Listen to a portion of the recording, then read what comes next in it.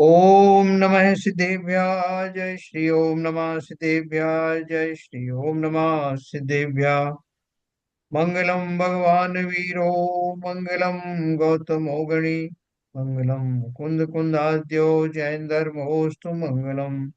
सर्व मंगल मांगल्यम सर्व कल्याण कारकम प्रधानम सर्वधर्माणां जैनम जयतु शासनम। जैनम जयतु शासनम जैनम जयतु शासनम। जीवं जीवं दब्बं जीर्णवरवसहेण जीर्णनिथिट्टं देविन्द विन्द वन्दे तं सर्वदा शिरसा। द्रव्य संग्रह नाम का ग्रंथ हमारे सामने है, जिसके रचयिता हैं देवीचंद जी सिद्धांत शास्त्री। और इसके माध्यम से हम छहों द्रव्यों के बारे में धीरे धीरे करके समझेंगे, जिसमें प्रमुख रूप से हमारा जीव द्रव्य है। तो जीव द्रव्य को समझने के लिए समझने वाला भी जीव है, और जिसको समझाया जा रहा है वो भी जीव द्रव्य ही है। हमने इसके माध्यम से अभी एक बात समझी थी अभी, कि वस्तु का जो स्वरूप होता है वो प्रामाणिक होता है, उसे प्रमाण कहते हैं।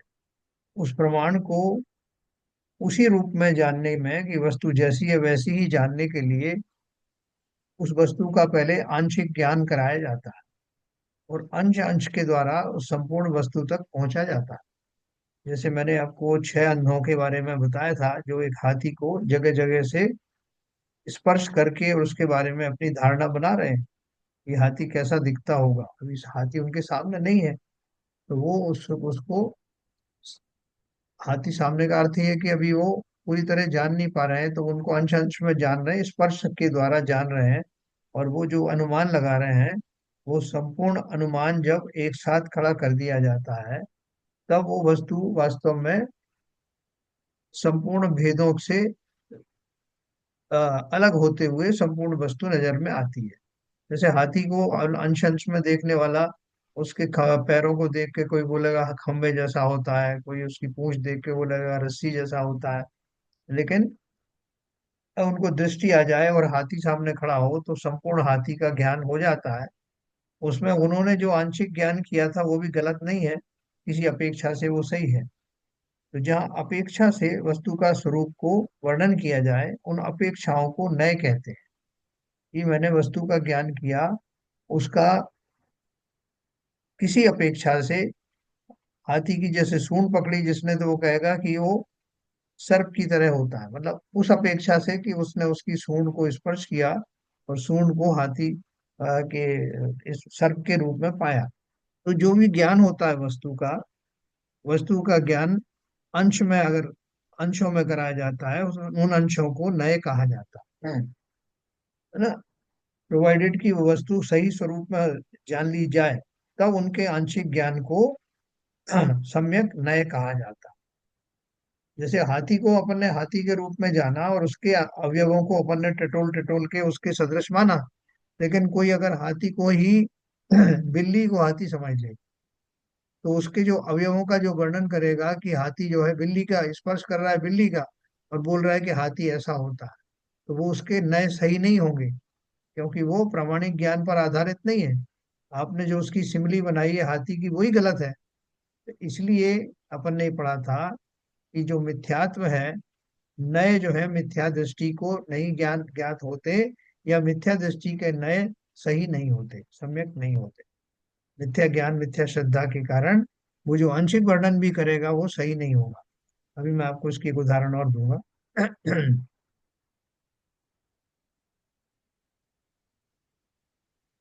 देखिए, इसमें आया अपन ने दो तरह के जो है आ, बिलानी सा और कुछ सिंगल वाला। मिल गया, वो अभी मैं डाउनलोड करूंगा, टाइम हो गया था तो मैंने नहीं किया, अभी अभी मिला है। तो देखिए, अपन ने जो एक बात करी थी, आ, भेद विज्ञान की बात करी थी। तो भेद विज्ञान में अपन ने दो तरह का भेद विज्ञान अपन ने पढ़ा था इसमें।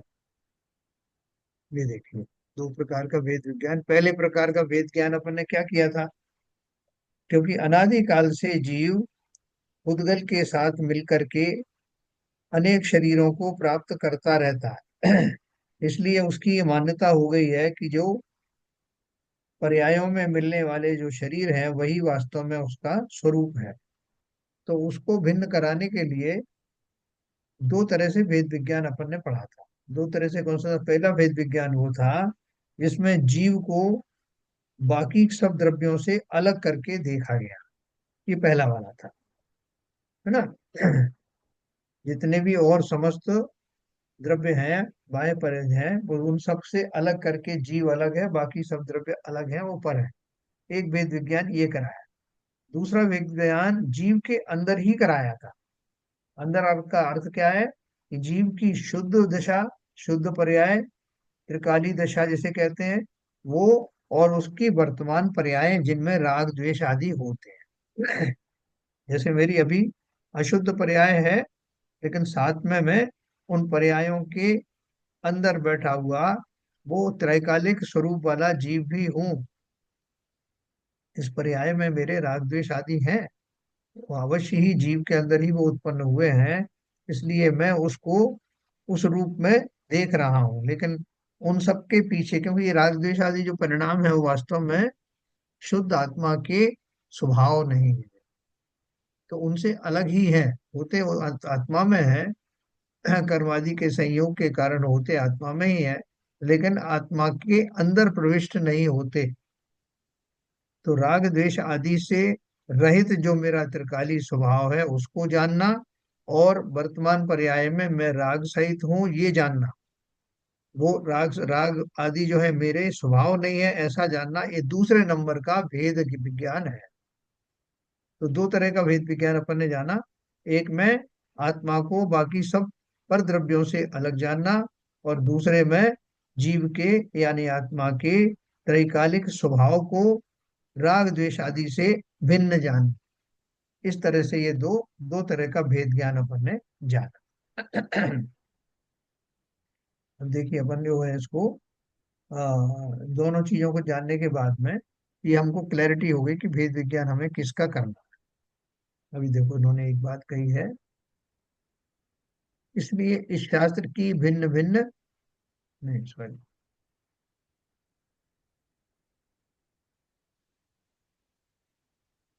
लिखा ना दूसरे प्रकार का भेद ज्ञान में क्या लिखा था, किंतु इतना सा भेद ज्ञान करने से सम्यक दर्शन ज्ञान नहीं हो जाता, क्योंकि अनादि से जीव की पर्याय अशुद्ध है, वह अपने में होती है, इस अपेक्षा से उसे निश्चय का विषय कहा है।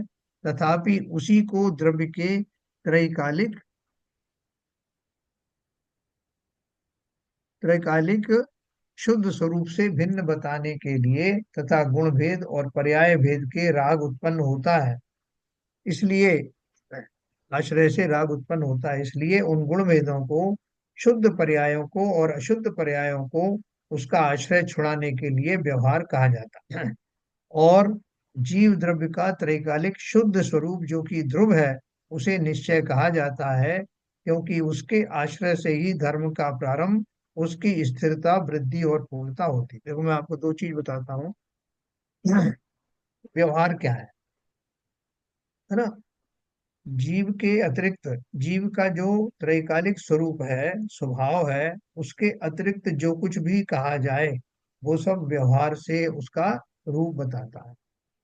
जैसे जीव को हमने मनुष्य कह दिया या नारकी कह दिया, ये सब कह दिया, ये सब क्या है? व्यवहार से है।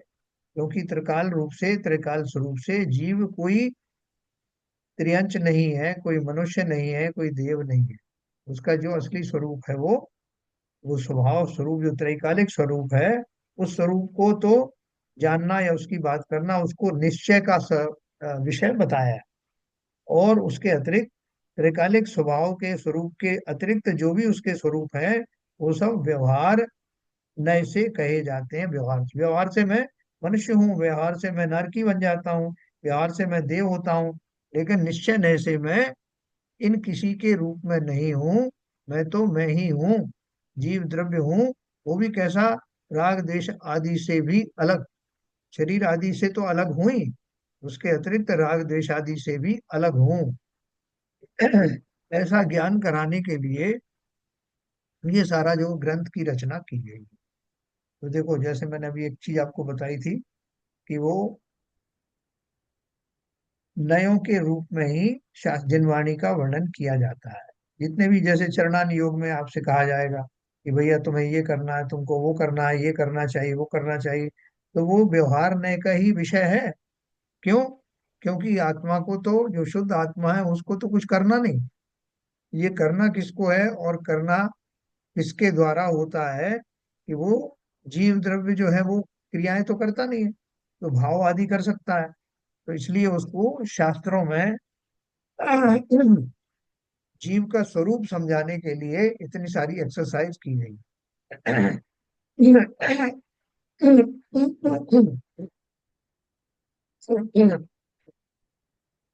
इसलिए इस शास्त्र की भिन्न भिन्न गाथाओं में नयों का स्वरूप दिया है, उसे ठीक से समझने की आवश्यकता। यह दोनों प्रकार के भेद ज्ञान तब हुए कहा कहलाएंगे जब जीव अपने ध्रुव स्वभाव का आश्रय लेकर धर्म को प्रकट करे। तो दो वेद विज्ञान क्या हो गए?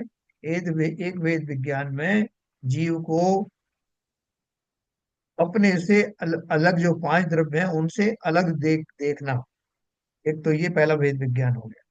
दूसरा वेद विज्ञान है कि जीव को अपने त्रैकालिक स्वरूप से और राग द्वेष आदि से अलग समझना। ये दूसरा भेद विज्ञान। तो बोल रहे हैं दोनों प्रकार के वेद ज्ञान तब हुए कहलाएंगे जब जीव अपने ध्रुव स्वभाव का आश्रय लेकर धर्म को प्रकट करे। इस प्रकार अपने अपूर्व धर्म जीव के अपने आश्रय से प्रकट होता है।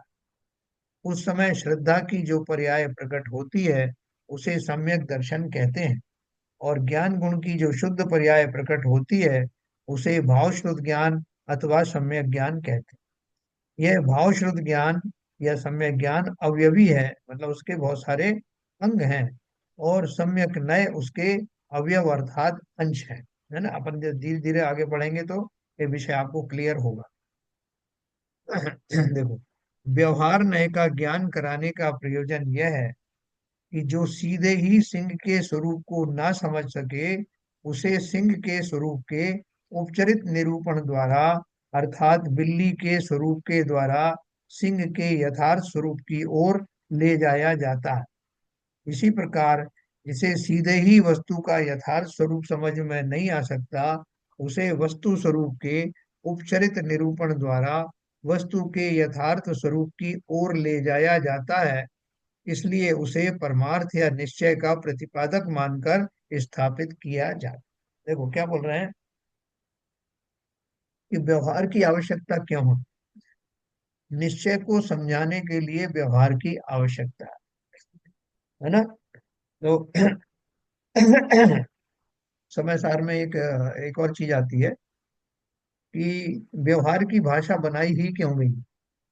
तो उसमें उन्होंने एक तर्क दिया है कि जिस तरह कोई म्लेच्छ है, आदिवासी है, म्लेच्छ है, उसको आपकी भाषा में समझ में नहीं आता, तो उसको उसी की भाषा में समझाया जाता है जो भाषा वो समझता है। उसी प्रकार से व्यवहार की जो भाषा है वो हमारे समझ में आती, क्योंकि हम उससे भली भांति परिचित हैं। तो उस व्यवहार के माध्यम से निश्चय का स्वरूप समझाया जाता है।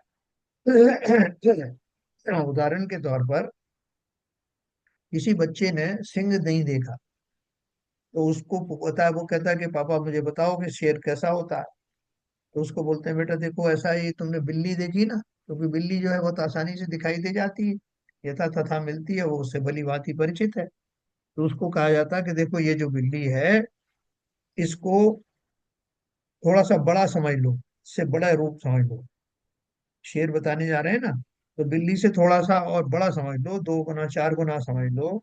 और थोड़ा सा रंग उसका ऐसा समझ लो, उसके दांत थोड़े बिल्ली से बड़े होते हैं, नाखून थोड़े बड़े होते हैं। और उसके बारे में उस बिल्ली को उस रूप में समझाया गया कि बस ऐसा जो है वो शेर होता है। तो बिल्ली का तो माध्यम लिया और फिर शेर को समझाया, तो बच्चे को काफी कुछ अनुमान लग गया। एक दिन वो जो है वो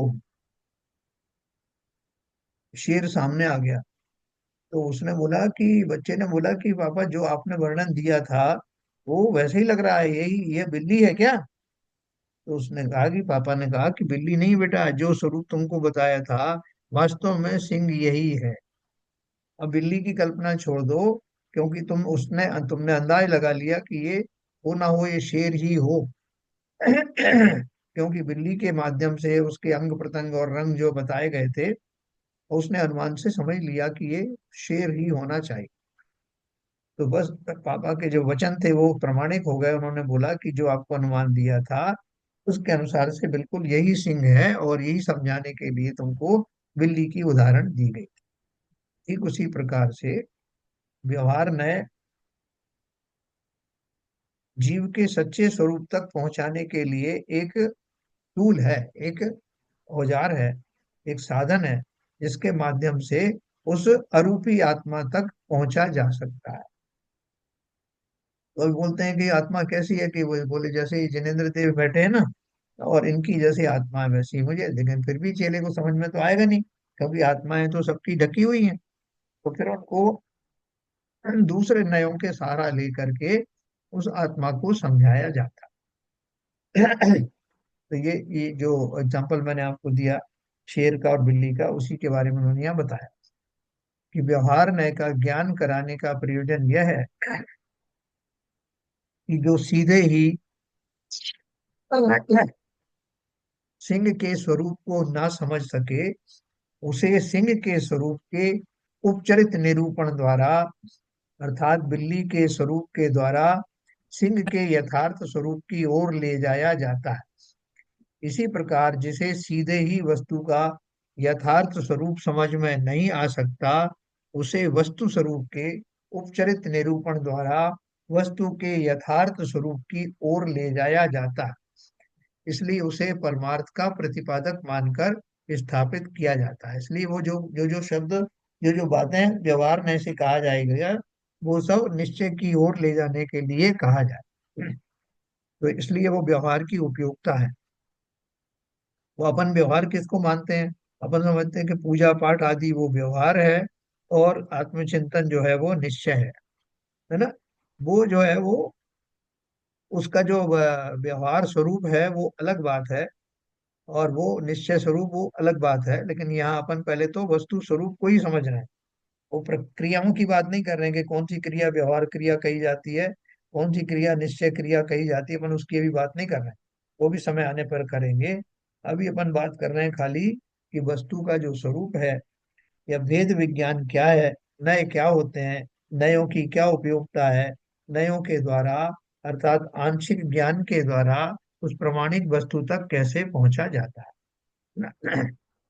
तो इसलिए उन्होंने आगे लिखा, लेकिन अब आपने जैसे उस बच्चे ने जान लिया कि जो बिल्ली है वो बिल्ली ही है, और वो सिंह जो है सिंह ही है। बिल्ली को ही वो, जिसकी उदाहरण दी गई है, बिल्ली को वो शेर नहीं मान सकते।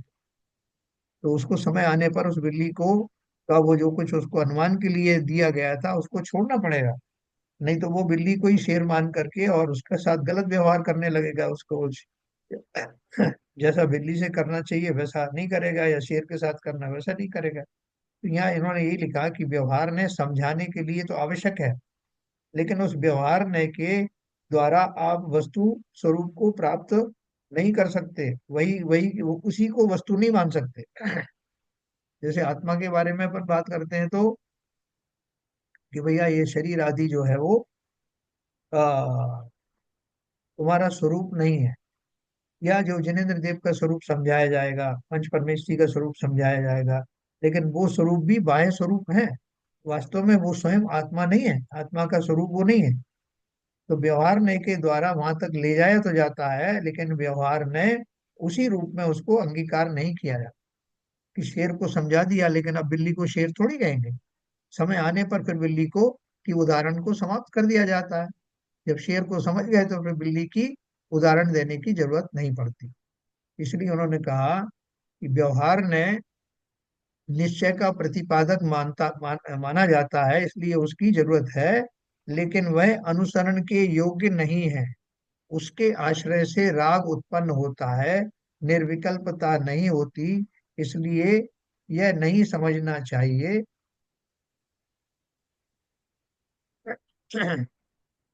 कि भगवान व्यवहार का आलम्बन करवाते हैं, किंतु यह समझना चाहिए कि वे उसका आलम्बन छुड़वाकर परमार्थ से निश्चय नय का आलम्बन करवाते हैं।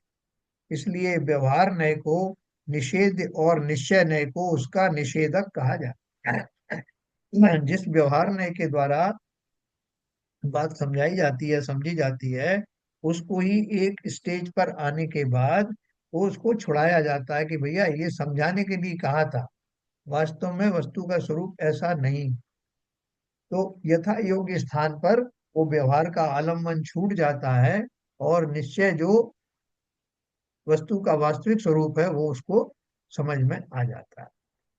किसी को कोई शंका हो तो पूछ सकते हैं।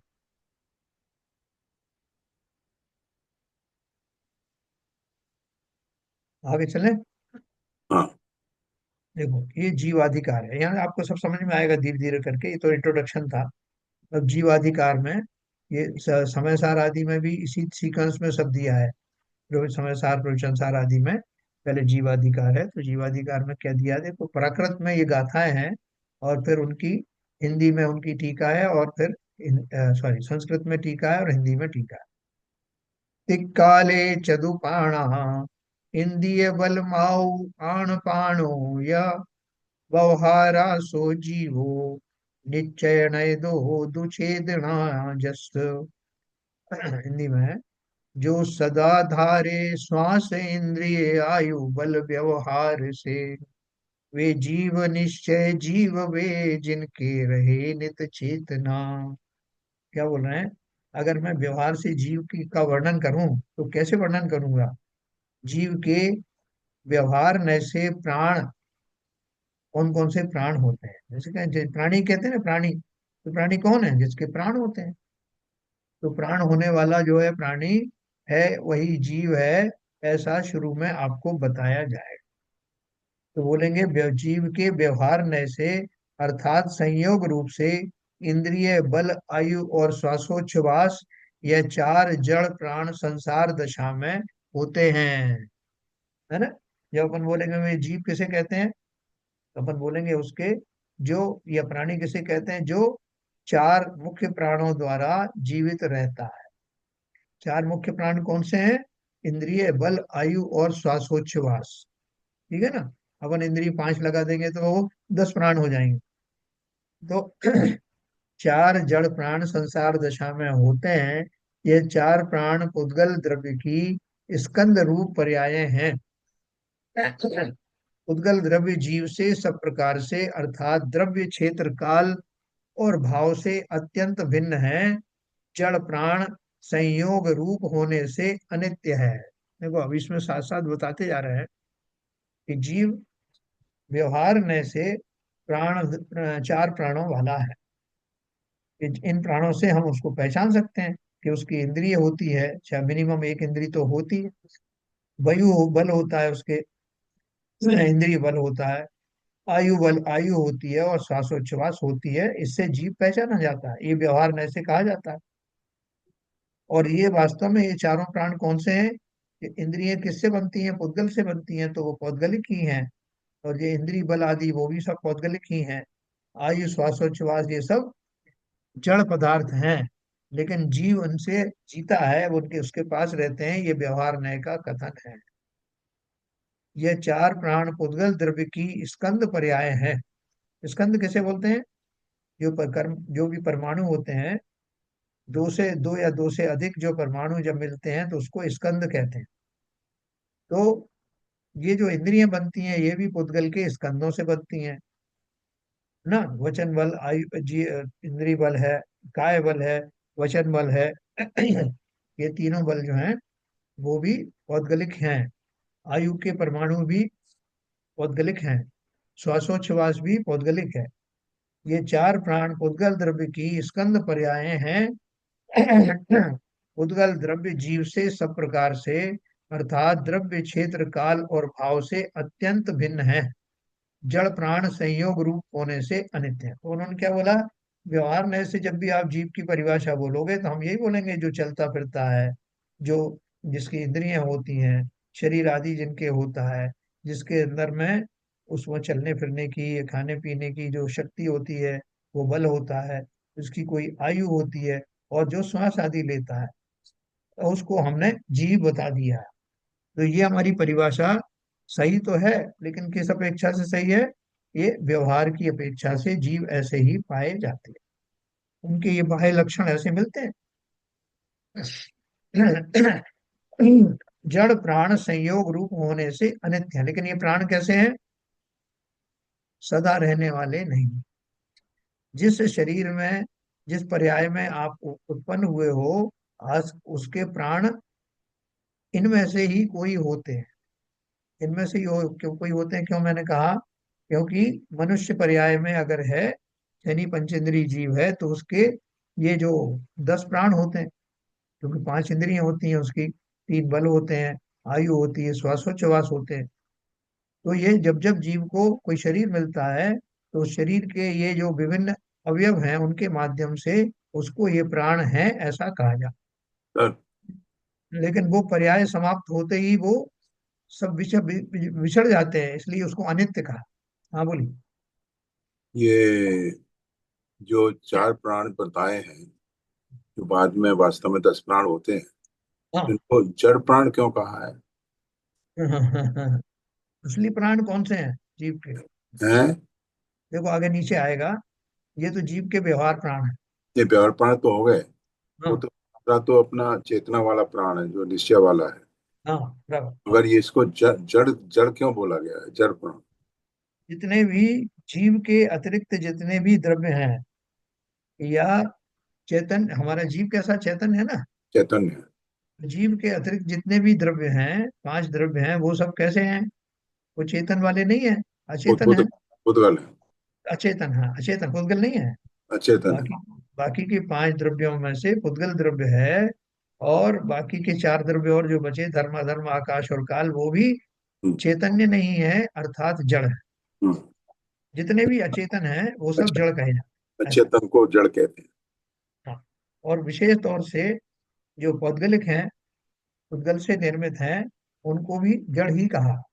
जो चेतन, सीधी परिभाषा है, जो चेतन नहीं है या अचेतन है, वो सब जड़ की कैटेगरी में जाते ओके ओके, क्लियर। हैं। तो जड़ प्राण संयोग रूप होने से अनित्य हैं, क्योंकि जड़ प्राण कब मिलते हैं? जब शरीर मिलता है। और वो इंद्रियां भी उसी मटेरियल से बनती हैं, उद्गल परमाणुओं से बनती हैं। जो हमारे बाकी बल आदि हैं, आयु है, श्वासोच्छ्वास है, वो भी सब उद्गल से ही बनते हैं। इसलिए वो सारे ही शरीर आदि की जब प्राप्ति होती है, तो इनकी प्राप्ति साथ साथ में होती है। और जैसे ही शरीर बिछड़ जाता है किसी पर्याय में, तो वो ये सारा कॉम्बिनेशन भी बिखर जाता है। इसलिए वो अनित्य है, सदा रहने वाले नहीं। दूसरा जो है, जीव के निश्चय नय से प्राण कौन से होते हैं? जीव के निश्चय नय से, अर्थात वास्तव में चेतना ही उसका सदा साथ रहने वाला प्राण है। इस चेतना प्राण के कारण जीव यथार्थ में अनादि से अनंत काल तक जीता है। यह चेतना प्राण शाश्वत होने से नित्य है। है ना? अभी देखो, निश्चय और व्यवहार की 2 बात बताई आपको। व्यवहार से जीव की परिभाषा ये है कि जो आयु के कारण जीता है, श्वासोच्छ्वास के कारण जीता है, अपने 3 मन वचन काय बल के रूप में जीता है, या 5 इंद्रियों के रूप में जीता है, ये सारे उसके व्यवहार प्राण। व्यवहार प्राण कहलाते हैं। अब जीव उनसे जीता है, अपन ऐसा बोलते हैं। और ये पार्शियली सही भी है। पार्शियली सही क्यों है? कि जब जो जीव किसी पर्याय में आता है, तो उसको ये सब लक्षण मिलते हैं, सारी चीजें मिलती हैं। और जब तक ये सब इंटैक्ट रहते हैं, उसका शरीर बना रहता है, तब तक हम बोलते हैं कि जीव जिंदा है। और जैसे ही उसका ये कॉम्बिनेशन समाप्त हो जाता है, हम बोलते हैं जीव मर गया। तो इस अपेक्षा से ये बात बिल्कुल सही है। और ये अपेक्षा कौन सी है? व्यवहार नहीं की अपेक्षा है, क्योंकि जीव मरा नहीं। अभी देखो, निश्चय व्यवहार में फर्क क्या आया? हमने जो सांसारिक भाषा में, बोलचाल की भाषा में जो कुछ समझा और देखा, उसमें कोई गलत नहीं कहा हम। कि जीव जब ये सब जिंदा रहता है तब उसको सांस भी चलती है, उसकी आयु भी होती है, उसके बल होते हैं, उसकी इंद्रियां होती हैं, और उनके सारे वो जीता है। जब जीव मर जाता है उस समय ये कॉम्बिनेशन समाप्त हो जाता है। तो हमने क्या माना कि ये जो लक्षण मैंने जीव के बताए वो शरीर के साथ ही उत्पन्न होते हैं और शरीर के साथ ही समाप्त हो जाते हैं, अर्थात ये नित्य नहीं है। तो प्रश्न होता है कि नित्य क्या है? तो जीव नित्य रहता है क्या? बोले हाँ, जीव तो नित्य ही रहता है, लेकिन उसके ये लक्षण समाप्त हो जाते हैं, तो फिर जीव क्यों कैसे रह सकता है? तो बोले ये लक्षण जो है बाह्य लक्षण है, और जीव तो इनके बियॉन्ड है। जीव तो इन लक्षणों से परे है। ये लक्षण तो शरीर आदि के साथ ही मिलते हैं, और शरीर आदि निश्चित हमेशा बदलते रहते हैं। लेकिन जो बदलने वाला है, जिसके संयोग बदलते हैं, वो जीव द्रव्य त्रैकालिक है, सदा रहता है। तो बोले सदा रहता है तो उसके पास में फिर प्राण कौन से होते हैं?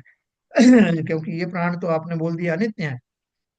तो बताया कि जीव चैतन्य है, और चैतन्यता ही उसके प्राण है। चैतन्यता के कारण ही वो जीवित रहता है। उसको ना श्वास लेने की जरूरत है, ना इंद्रिय बल की आवश्यकता है, ना ही किसी और प्रकार की आयु आदि की आवश्यकता है। वो शाश्वत है, सदा काल रहता है, बिना सांस अछास के रहता है, बिना इंद्रिय बल के रहता है, और पूर्ण सुखी रहता है। तो ये जो बात बताई गई है आपको निश्चय नय से बताई गई। फिर निश्चय नय और व्यवहार नय का स्वरूप क्या है? देखो इसको और स्पष्ट किया। नयों का स्वरूप भूमिका में पैरा 1 से 15 तक दिया गया है, उसे पढ़ लेना चाहिए। यद्यपि यथार्थ में जीव सदैव चेतना यानी प्राण से जीता है। देखो, चेतना यानी भाव, भाव चेतना। भाव प्राण कौन से हैं उसके? जीव के। चेतना उसका भाव प्राण है। आत्मा के कोई शरीर नहीं है, कोई इंद्रिय नहीं है ना। आत्मा जड़ की कोई क्रियाएं नहीं करता, शरीर आदि की क्रिया को जीव नहीं करता। जीव या आत्मा एक ही बात है। जीव शरीर की कोई क्रियाओं को नहीं करता। हम जो लेकिन बोलचाल में तो यही कहते हैं कि मैंने ये किया, मैंने वो किया, मैं अब ये कर दूंगा, मैं वो कर दूंगा। तो हम किसी वजह से कहते हैं, क्योंकि हमारा भ्रम ऐसा है कि ये जो शरीर मुझे मिला है ये मेरा है, या यही मैं हूँ। और इनके द्वारा संपादित होने वाली जो क्रियाएं देखने में आती हैं, उन सबको को आत्मा अपनी क्रियाएं समझता है अज्ञान दशा में। लेकिन वास्तव में उसकी क्रियाएं नहीं है, वो शरीर आदि की क्रियाएं, पुद्गल की क्रियाएं हैं। क्योंकि पुद्गल में क्रियावती शक्ति होती है। तो ये उसका उसके कार्य है। तो मेरा कार्य क्या है? मेरा जीने का साधन आलम्बन क्या है? मैं किन्हीं बाह्य प्राणों के सहारे रहता हूँ क्या? उन्हें नहीं। वो बाह्य प्राण आदि के सहारे थे वो शरीर रहते हैं। मैं उस शरीर के अंदर हूँ, इसलिए कहा जाता है कि मैं उन प्राणों के सहारे जीता हूँ। वास्तव में मैं उनके सहारे नहीं जीता। तो उन्होंने लिखा कि सदैव चेतना प्राण से जीव जीता है, तथापि संसार दशा में व्यवहार के कारणभूत इंद्रिय आदि द्रव्य प्राणों से व्यवहार न से जीता है। ऐसा द्रव्य प्राणों के संयोग का ज्ञान कराने के लिए कहा जाता है। ये द्रव्य प्राण किंचित मात्र भी आत्मा का स्वरूप नहीं है, क्योंकि वे पुद्गल द्रव्य से बने हुए हैं। तो अभी आपको दोनों दोनों नयों का ज्ञान करा दिया। क्या ज्ञान करा दिया? कि मैं वास्तव में जब संसारी दशा में रहता हूँ तो किसी ना किसी शरीर का स्वामी होता हूँ। वो शरीर मुझे मिलता है, स्वामी का अर्थ यह है उसका निमित्त मुझे मिलता है।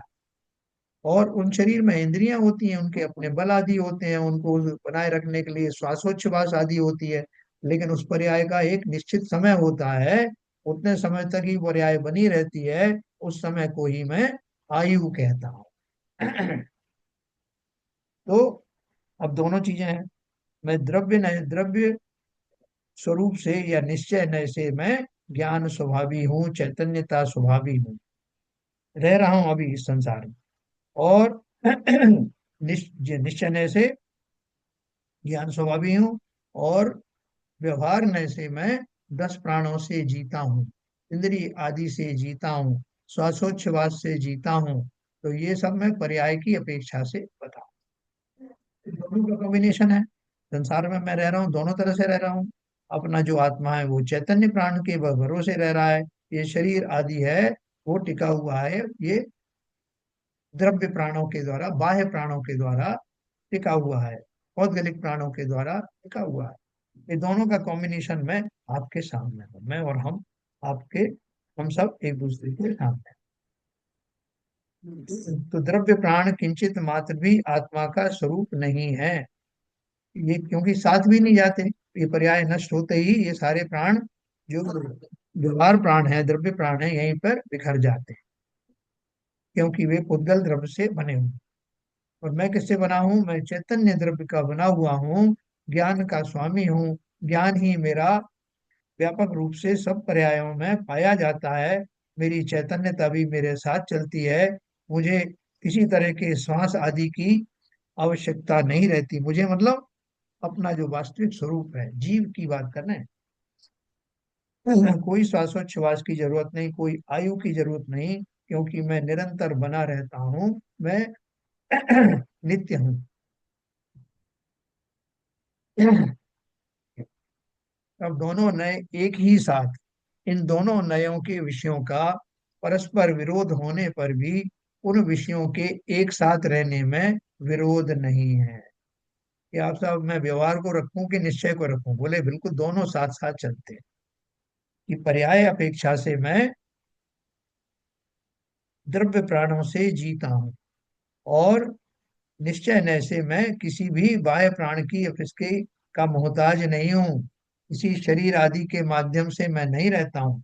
व्यवहार में तो अपन कहते हैं कि शरीर मर गया अर्थात मैं मर गया, लेकिन वास्तव में शरीर तो आते हैं चले जाते हैं, लेकिन मैं नित्य रहता हूँ, इन पर्यायों के बियॉन्ड। बल्कि ये कहें कि जब तक संसारी दशा है तब तक ही ये शरीर आदि रूप में धारण करता हूँ। जैसे ही मेरा ये संसार पना समाप्त हो जाता है, कर्म आदि से मैं मुक्त हो जाता हूँ, तो इस शरीर की आवश्यकताएं नहीं होती। फिर ये इंद्रिय, ये श्वासोच्छ्वास, ये सब समाप्त हो जाते हैं, और मैं अपने ओरिजिनल स्वभाव में, अर्थात भाव प्राणों के द्वारा अनादिकाल तक निश्चिंत रूप से बना रहता हूँ। तो सभी आत्माएं, अब आपका प्रश्न हो सकता है कि फिर हम जो, हमने गलती क्या कर दी, हम इसमें इस दशा में क्यों आ गए? और दूसरा एक प्रश्न उठता है कि क्या हम पहले कभी शुद्ध थे जो बाद में अशुद्ध हो गए? तो इसका उत्तर आता है कि जीव जब से सृष्टि बनी है तब से जीव यानी अनादि काल से ही कर्म आदि से लिप्त है, मिथ्यात्व से युक्त है।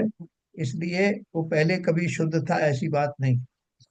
लेकिन इतना जरूर है कि अब वो शुद्ध हो सकता है, और शुद्ध होने के बाद में पूर्ण शुद्ध एक बार हो गया तो फिर से अशुद्ध नहीं होगा। है ना, इस बात की गारंटी है। तो हमको क्या जानना है कि मेरी जो अनादिकाल की जो अज्ञानता है, उसके कारण मुझ में क्या क्या कमियां आ गई, क्या क्या मैंने गलतियां की, जिनके कारण मैं संसार में भटक रहा हूं। तो अनादिकाल का मिथ्यात्व क्या है? मेरी यही दशा, मेरा ये चिंतन कि जो शरीर मुझे मिलते हैं वो शरीर मैं ही हूँ, या वो शरीर मेरा है, मेरा उस शरीर पर अधिकार चलता है। मैं जैसा चाहूं उसको आदेश दे देता हूँ, और शरीर को वो कार्य करना होता है। तो ये जो हमारी भ्रांति है, जो आज की नहीं है, अनादिकाल से है, इसको मुझे किसी ने बताया नहीं है। ये अनादिकाल से मेरा ग्रहण कर रहा किया हुआ है, और ये मेरी अनादिकालीन भूल है। तो इसकी वजह से मैं शरीरों को बनाए रखता हूँ। शरीर को अच्छा रखने के लिए मैं इंद्रिय विषयों आदि का सहारा लेता हूँ। शरीर जो का जो भला करता है वो मुझे अच्छे लगते हैं, उनसे मुझे राग होता है। शरीर आदि के प्रति या उनसे जुड़े हुए और चीजों के प्रति जो प्रतिकूल चीजें आती हैं, उनसे मैं द्वेष करता हूँ। तो राग और द्वेष का ये जो बवंडर है, पूरी पर्याय में चलता रहता। अब एक पर्याय में चला, अभी और पर्याय की बात नहीं कर रहा हूँ, एक पर्याय में चला, मैंने अपने शरीर को बहुत लाड़ लाड़ आदि किया, जिसने मुझे शरीर के योग्य सब भोजन सामग्री आदि दी उनसे मैंने राग किया, जो उसमें व्यवधान बने उनसे द्वेष किया। इन राग और देश के परिणाम स्वरूप मेरा नवीन कर्म बंद होते हैं। वो नवीन कर्म बंद कैसे होते हैं? 8 कर्म होते हैं ना, अपन ने पहले पढ़े, 8 प्रकार के कर्म होते हैं, ज्ञानावर्णी, दशनावर्णी, होनी, अंतराय, आयु नाम कर्म, आयु नाम, गोत्र और वेदनी। ऐसे 8 कर्म निरंतर बनते रहते हैं। और वो जब उनकी एक मैच्योरिटी काल होता है, तो उतने काल के बाद में वो उदय में आते हैं, अर्थात उनका फल मिलता है। और जो फल मिलता है, उस फलों के रूप में एक फल ये भी होता है कि नवीन पर्याय का बंद हो जाता है, कि अगली पर्याय कौन सी मिलेगी, अगला जन्म कौन सा होगा, उसमें मैं मेंढक बनूंगा कि केंचुआ बनूंगा कि क्या, ये सब मेरे ही इन राग देश के परिणाम स्वरूप होने वाला पैकेज है, जो मुझे निरंतर मिलता रहता है। अब मैं परेशान हो गया कि ये पैकेजेस में मैं कैसे छुटकारा पाऊं। इसके लिए हम जो है पूजन करने जाते हैं, हमारे द्रव्य चढ़ाकर बोलते हैं जन्म मृत्यु विनाशनाय, लेकिन हम उसका स्वरूप नहीं समझते। हम बहुत हल्के में लेते हैं उसको, कि ठीक है, भगवान को कह दिया है, थोड़ा सा जल चढ़ा दिया, भगवान देखेंगे तो मुझे जन्म मरण से छुटकारा मिल जाए। लेकिन हम वास्तव में स्वरूप नहीं समझते कि ये जन्म मरण कितने घातक हैं, कितने कितने युगों से मैं इनको करता आ रहा हूँ। जन्म के दुख क्या होते हैं, मरण के दुख क्या होते हैं, इस जन्म मरण में मैं अनादि काल से लगा हुआ हूँ, इनका अंत होता नहीं। और इसके बीच में मेरी जो सब यात्राएं हैं 84 लाख योनियों में, उनमें कितनी तरह के दुख मैं बर्दाश्त करता हूँ। तो ये सब चीजें जो मैं सोचते सोचते, जीव चूंकि ज्ञानी है, किसी किसी जीव का जब समय आता है तो उसको सोच न सोच में लगता है कि ये सब मेरे साथ क्यों हो रहा है। पुनर्जन्म की भी आस्था उनको बताई जाती है कि मैं ही कभी जो है उद्गल इसमें निगोदीय पर्याय में रहा, मैं त्रियंश पर्याय में रहा, मैं नारकी पर्याय में रहा, मैं देव और मनुष्य भी बना। तब उसको समझ में आता है कि मैं क्यों बन रहा हूँ ये सब, ये सब बनने के पीछे कारण क्या है। फिर उससे एक प्रश्न पूछा जाता है कि इनमें से किसी पर्याय में तुम सुखी रहे क्या? बोले नहीं साहब, सुखी तो मैं रहा ही नहीं। लेकिन ये क्यों आ रही हैं जा रही हैं पर्याय, मैं क्यों दुखी बना रहता हूँ, कभी गरीब हो जाता हूँ, कभी कुछ हो जाता हूँ। तो उसे जिज्ञासा होती है स्वयं के बारे में जानने की। फिर ये भी जानना चाहता है कि मैं पहले कौन था, कहाँ से आया, क्यों आया, कौन मुझे लेके आया, आगे मेरी डेस्टिनी क्या है, अब मैं कहाँ जाने वाला हूँ। इन सब प्रश्नों का उत्तर खोजते खोजते जीव ने जब जिनेन्द्र देव द्वारा रचित जिनवाणी के माध्यम से बनाए गए शास्त्र आदि का श्रवण किया, पठन किया, तो उसको बहुत सारे रहस्यों का पता चला। उन रहस्यों में से एक रहस्य ये भी था कि मैं त्रैकालिक ध्रुव रूप से ज्ञान स्वभावी हूँ, सुख स्वभावी हूँ। तो बोले ऐसा है तो मुझे ये सुख तो आज तक मिला नहीं ना, मुझको न मिला सुख क्षण भर भी कंचन कामिनी प्रासादों में। ये बात उसने रियलाइज करी। तो रियलाइज करी तो अब वो खोज में निकल पड़ा कि मैं ये तो पता करूं कि ये मेरा आना जाना, जन्म मृत्यु आदि इन इन रूपों में क्यों होती, और ये राग द्वेष जिनकी बात कर रहे हैं वो क्या होते हैं, ये कर्म जो जो मुझे संसार में रुला रहे हैं, वो कर्म का स्वरूप क्या है, और मैं अपने असली स्वरूप को और परमानेंट सुख को कैसे प्राप्त कर सकता हूँ। तो इन सब प्रश्नों का उत्तर देने के लिए जब आचार्यों ने बताया कि तुम एक जीव द्रव्य हो, 6 द्रव्यों के समूह को विश्व कहते हैं। 6 द्रव्य कौन से हैं? जीव, उद्गल, धर्म, अधर्म, आकाश और काल। तो उनका स्वरूप बताया गया। तो बोला कि साहब बाकी स्वरूप तो आप मुझे बाद में बताना, पहले मेरा स्वरूप तो बताओ, मैं कौन हूँ। वर्तमान में तो मैं शरीर में दिखाई देता हूँ, इस शरीर में रहता हूँ। तो यहाँ से उसके आंसर दिए जाते हैं कि भैया, जब तक तुम्हारा वो कर्म आदि का चक्र समाप्त नहीं होता, राग देश आदि की भूमिकाएं चलती रहेंगी, तब तक तुम्हें नए नए शरीर मिलते रहेंगे। और शरीर के माध्यम से मुझे ये गलत फहमी बनी रहेगी अज्ञान दशा में कि ये शरीर ही तो मैं हूँ। जब तक तुम्हारी ये धारणा रहेगी, तब तक सुखी करने का क्योंकि शरीर को अपना माना, शरीर को ही अपना स्वरूप माना, तो सुखी भी तुम उसी को करना चाहोगे। तो फिर उनको समझाया, इसमें कोई शक नहीं, इस शरीर के धारी तुम जीव हो, लेकिन शरीर अलग है और तुम अलग हो। जितने भी शरीर के अवयव हैं, या जिन जिन वस्तुओं के माध्यम से शरीर बना रहता है, वो सब तुम नहीं हो। बोले फिर शरीर कैसे बना है? वो शरीर अपने कारणों से बना हुआ है, अपने उद्गल अपनी शक्ति के कारण बना रहता है। उसके अपने गुण होते हैं, उसमें स्पर्श रूप रस गंध आदि चार मुख्य जो उसके लक्षण होते हैं। और तुम्हारे लक्षण हैं चैतन्यता, तुम्हारा लक्षण है ज्ञान, और दूसरे और सुख गुण है, वीर आदि गुण है, अनंत गुण के स्वामी तुम हो।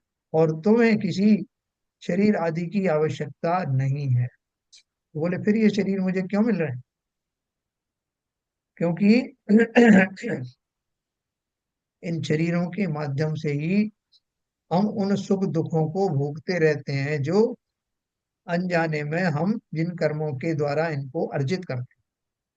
अब देखो ये सब जो है, शरीर के माध्यम से हमको पुरस्कार मिलते हैं, शरीर के माध्यम से हमको सजाएं मिलती हैं। कैसे मिलते हैं? कि जैसे मैंने किसी अपने बेटे को अपना माना, उसे राजकुमार माना, तो सारी दुनिया उसको अगर मुझे रिस्पेक्ट देगी तो मेरे बच्चे को भी देगी कि वो राजा का बेटा है। ठीक उसी प्रकार से मैं भी अपने शरीर को अपना हितकारी मानता हूँ, अपना अनुगामी मानता हूँ। इसलिए शरीर को दी जाने वाली जो अच्छी चीजें हैं, उनको मैं अपने अपने ऊपर दिया गया पुरस्कार मानता हूँ, कि मेरे ऊपर भला किया, बड़ा उपकार किया, मेरे शरीर को आपने ये सब सामग्री प्रदान की। इसके विपरीत, उस शरीर के विपरीत जो प्रतिकूल चीजें जो मिलती हैं, उनको मैं बुरा मानता हूँ। तो ये मेरी सारी दशाएं जो हैं, वो शरीर के माध्यम से ही मुझे उसकी सजाएं और उसका अवार्ड मिलता रहता है, रिवार्ड मिलता रहता है। जिस समय मैं अपने स्वरूप को भली भांति जान जाऊंगा, उस समय मुझे इन शरीर की और शरीर से जुड़ी हुई सामग्रियों की कोई आवश्यकता नहीं होगी। तो धीरे धीरे करके शिष्य जो अपना स्वरूप जानना चाह रहे हैं, उनको इन नयों के माध्यम से, क्योंकि आत्मा दिखाई नहीं देती ना, खाली कह देने मात्र से कि मैं चैतन्य हूँ, मैं ज्ञान स्वभावी हूँ, इतने मात्र से जीव को समझ में नहीं आता। मुख्य रूप से तो उसको ये शरीर दिखाई दे रहा है, तो शरीर को तो वो अच्छे से समझता है, काफी कुछ समझने लगा है, लेकिन आत्मा को नहीं समझ पाता।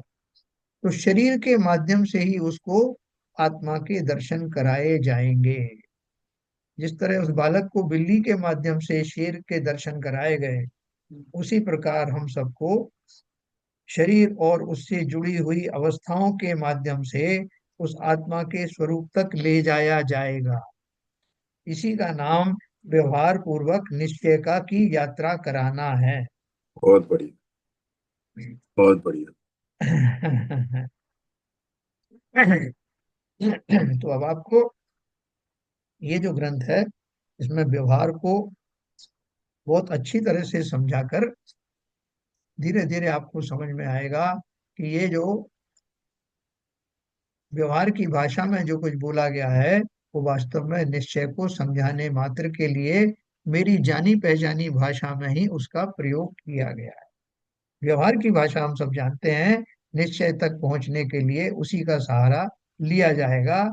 और व्यवहार के द्वारा व्यवहार के जितने नए हैं, उन सबको विस्तार से जाना जाएगा। जैसे असद्भूत व्यवहार न है, सद्भूत व्यवहार न है, उपचरित असद्भूत व्यवहार न है, ये सारे नए जो है उसी के पार्ट हैं। जैसे शरीर को अपना कहते हैं, तो शरीर का लिए अलग नय है। शरीर से जुड़े हुए जो धन आदि हैं, उनसे उन वस्तुओं को अपना कहते हैं, वो उसका नय अलग है ना। ये सारे नए अपन पढ़ेंगे, आपको बहुत आनंद आएगा कि किस तरह से मैं अपना, क्योंकि अब मैं अपने ही सुधार में लग गया हूँ, और मैं पूर्ण जानकारी लेकर ही रहूंगा। इसके लिए आचार्यों ने विशेष अनुकंपा करके हमें उन नयों के बारे में ज्ञान कराया। तो कल अपन इसको आगे पढ़ेंगे। दोनों नए एक साथ रहते हैं। जीव के पौद्गलिक प्राणों की संतति का हेतु क्या है?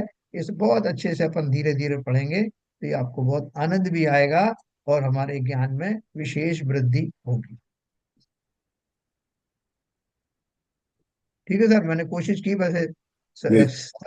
काफी आपने मतलब जो पढ़ रहे थे उसके बाद जो विवेचन किया, बैकग्राउंड कल आगे के लिए बनाई है, बहुत बहुत सटीक थी। आगे के लिए बैकग्राउंड साउंड किया, नहीं, फाउंडेशन। क्योंकि नहीं हम इसी में उलझ जाते कि क्या है ये, नहीं क्या है, विभाग क्या है, क्यों बताया है, वेद विज्ञान क्यों चाहिए, ये सब उसका मैंने बैकग्राउंड आपको बताया। बहुत ललित जी, हाँ ललित जी, थोड़ा समझ में आया क्या? अनम्यूट करिए।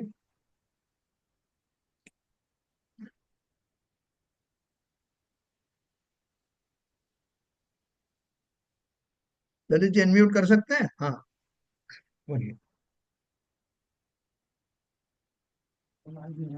आइए।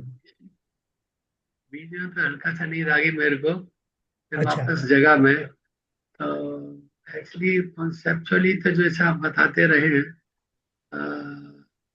शनय और सनय जो है, हम्म। तो उनका जो कॉन्सेप्ट है उसको और हमें अच्छे से समझने की जरूरत है। कई बार लगता है कि क्या है, डिफरेंट है, अलग अलग है, समझने में अच्छा लगता है कि हाँ डिफरेंस है।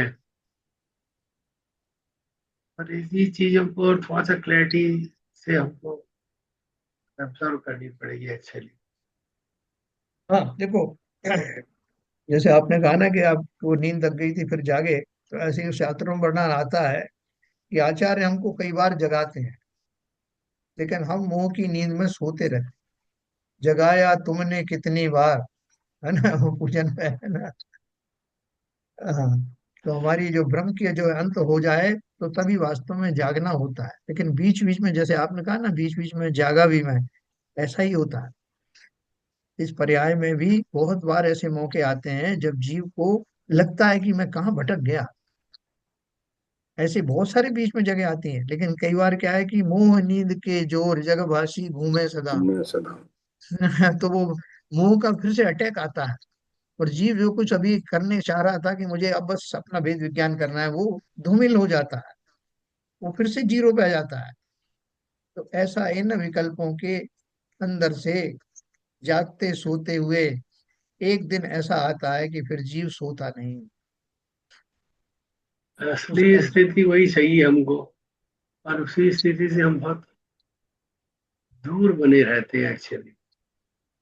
कोशिश हमारी वो है, पर क्या स्थिति ये होती है कि हम से भटक के या किसी वजह से नहीं, कोई दूर बात हो नहीं है। जाते हैं। देखो, बहुत सारे ऐसे जीव हैं, कल अपन बताएंगे बुद्ध दृष्टांत सहित। ऐसे जीव हैं कि जो उनके जीवन में ऐसी घटनाएं हुई कि जो उनको सुधारने के लिए हुई। कहने में तो ही कह रहे उनके साथ ऐसा कैसे हो गया, लेकिन वो उनके लिए अनुकूल बनाने के लिए घटित हुई। इसलिए कोई भी प्रतिकूलताएं भी बुरी नहीं होती।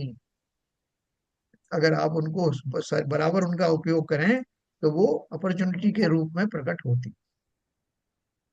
अभी समय हो गया, कल अपन इसके बारे में विस्तार से पढ़ेंगे। और ये सब्जेक्ट जो है जो थोड़ा सा गंभीर है, लेकिन अपन पूरी कोशिश करेंगे ताकत के साथ अवश्य समझ में आए। चलिए।